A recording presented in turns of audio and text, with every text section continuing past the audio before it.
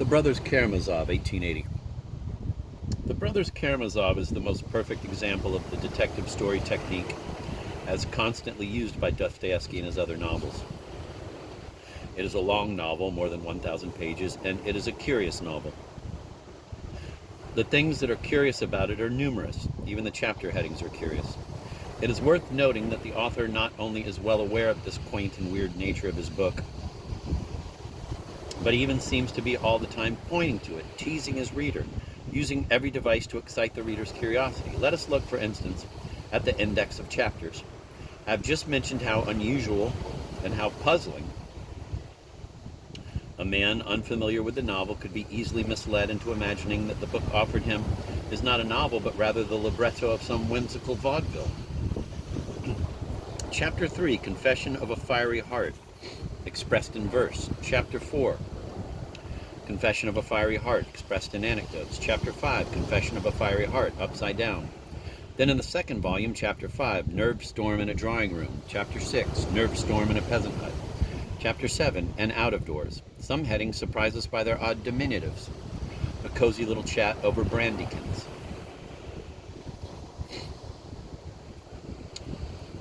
Brandy, diminutive form. Or an elderly lady's aching little foot. Noshka, diminutive of noga. Most of these titles do not hint even ever so slightly at the contents of the chapter, as One More Reputation Destroyed, or The Third and Indisputable Thing. Headings that are meaningless. Finally, a number of headings with their flippancy and their bantering choice of words read actually like an index to a collection of humorous stories. Only in part 6, in fact, incidentally, the weakest part of the book, are the names of chapters in agreement with their content.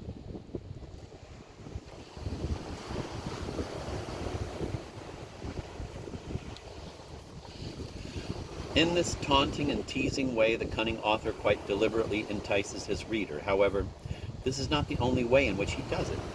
He is constantly preoccupied with various means for keeping and whetting the reader's attention throughout the book. Take, for instance, the manner in which he finally discloses the name of the town where the action has been taking place from the very start of the novel. This revelation of the town's name does not occur until close to the end. Skato-Prigonyevsk, place towards which cattle herds are driven. Clearing place for cattle, something like Oxtown. Skato-Prigonyevsk, he says, such, alas, is the name of our town. I have been long trying to conceal it. Wow.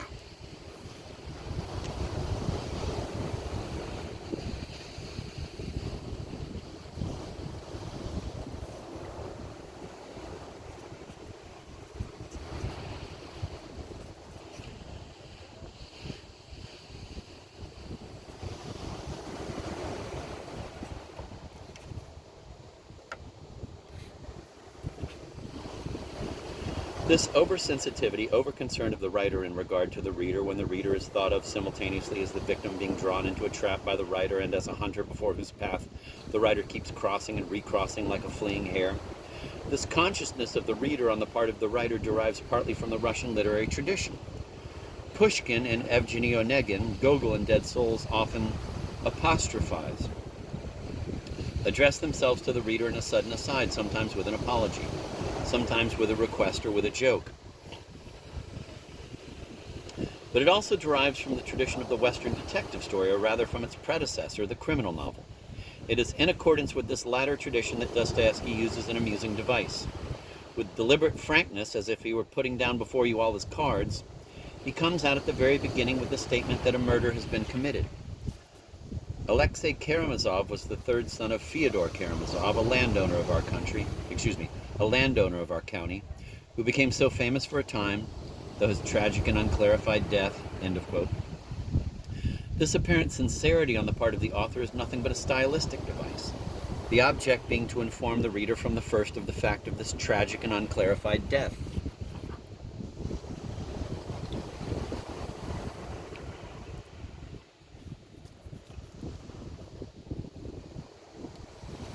The book is a typical detective story, a riotous whodunit in slow motion. The initial situation is the following. We have the Father Karamazov, a lecherous, hideous old man, one of those unlamentable victims neatly prepared for murder by every far-sighted writer of detective fiction. And we also have his 4 sons, 3 legitimate and 1 illegitimate, each of whom might be his murderer. The youngest son, the saintly Alexei, Alyosha, is definitely a positive character.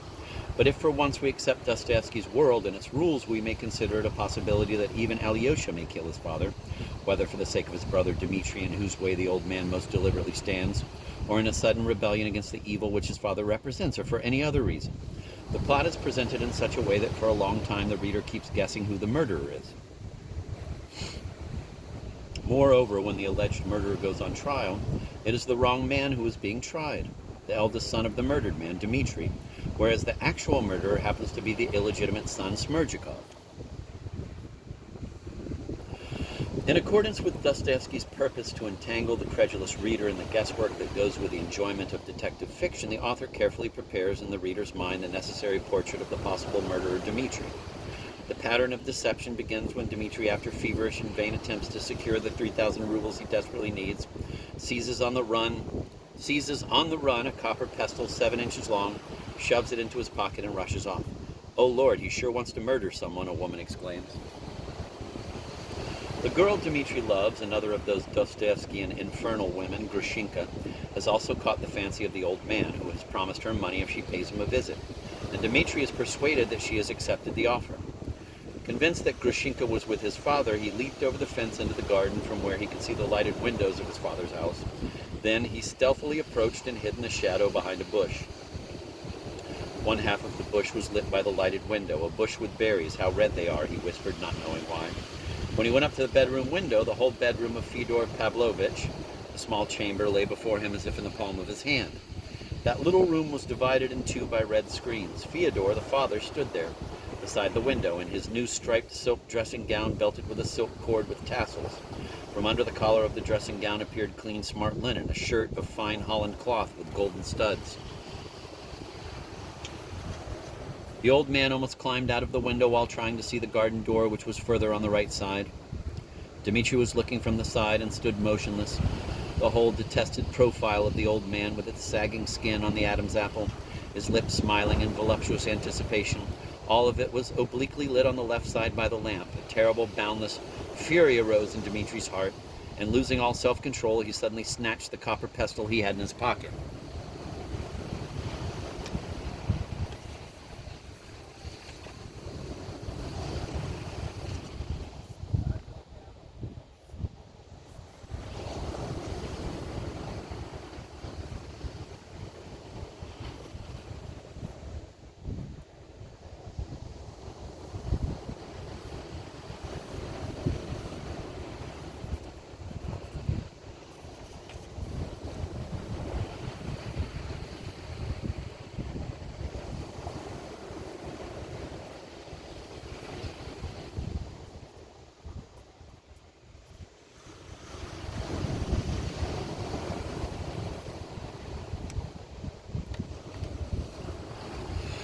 Here follows an eloquent line consisting of asterisks, this again in compliance with the technique of entertaining novels built around bloody deeds. Then, as if after catching his breath, the author attacks it again from a different angle. "Providence," as Dmitri himself used to say later, "seems to have watched me at the time."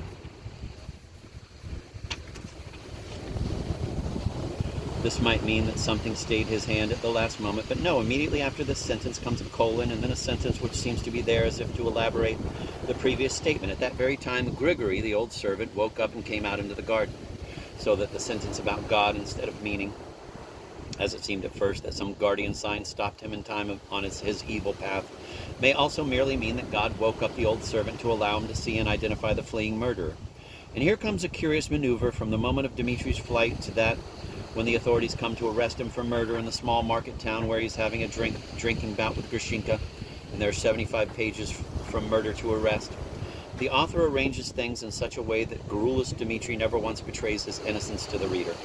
What is more, whenever he remembers Grigory, the servant whom he hit with the pestle and maybe has killed, Dmitri never mentions the man he hit by name, but merely describes him as the old man, so that it actually could have applied to his father. This device may be too crafty. It betrays too much the author's desire to keep Dmitri's speeches confusing enough to deceive the reader into taking him for the murderer of his father.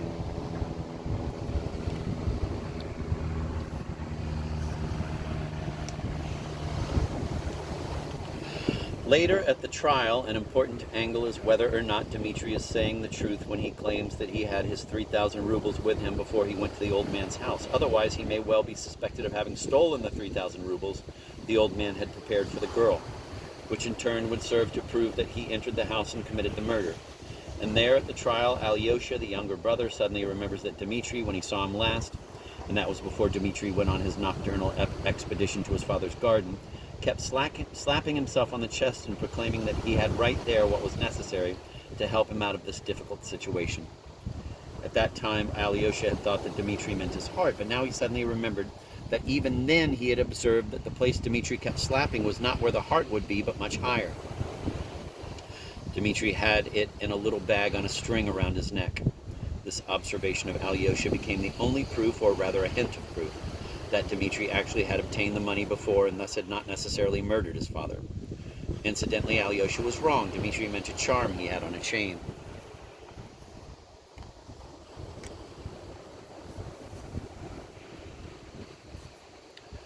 Yet the following circumstance, which would easily have settled the question and saved Dmitri, is completely disregarded by the author. Smerdyakov has confessed to Ivan, another brother, that he was the real murderer, and that in committing his crime he had used a heavy ashtray.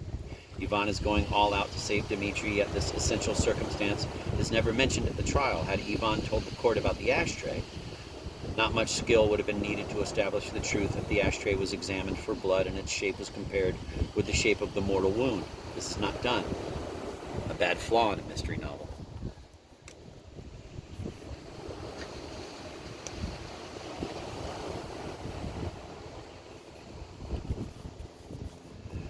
This analysis will suffice to show the characteristic development of the novel's plot where it concerns Dmitri, Ivan, the second brother, who goes away from the town in order to allow the murder to be completed by Smerdyakov, whom he has been actually coaching for murder in a sort of metaphysical way. Ivan, who thus becomes, so to say, an accomplice of Dmitri. Ivan is much more closely integrated in the plot of the book than is the third brother, Alyosha. Where Alyosha is concerned, we constantly gain the impression that the author was torn between two independent plots. Dmitri's tragedy on the one side and the story of the almost saintly youth Alyosha. Alyosha is again an exponent, the other was Prince Myshkin, of the author's unfortunate love for the simple-minded hero of Russian folklore. The whole lengthy, limp story of the monk Zosima could have been deleted from the novel without impairing it. Rather, its deletion would have given the book more unity and a better balanced construction. And again, quite independently, sticking quite obviously out of the general scheme of the book, stands the, in itself, very well-written story of the schoolboy Ilyusha. But even into that excellent story about the boy Ilyusha, another boy, Kolya, the dog Zhuchka, the silver toy cannon, the cold nose of the puppy, the freakish tricks of the hysterical father, even into this story, Alyosha introduces an unpleasant, unctuous chill. Generally speaking, whenever the author busies himself with Dmitri, his pen acquires exceptional liveliness. Dmitri seems to be constantly illumined by strong lamps, and so do all those who surround him. But the moment we come to Alyosha, we are immersed in a different, entirely lifeless element. Dusky paths lead the reader away into a murky world of cold reasoning, abandoned by the spirit of art.